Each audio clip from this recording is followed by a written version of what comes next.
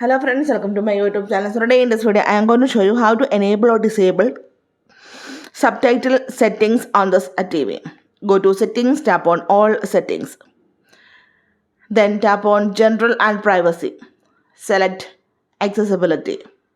If you go down, here you can see the option subtitle settings. Now this is disabled.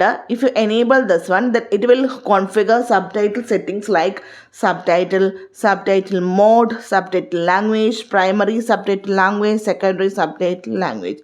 Now I am going to enable this one. To enable this one, press on OK button on your remote. Now you can see turn on the subtitle.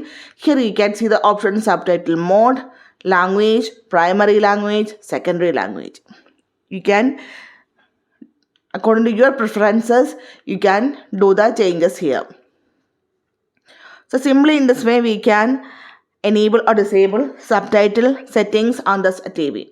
So hope you guys enjoy this video. Thank you for watching. Thank you. Bye-bye.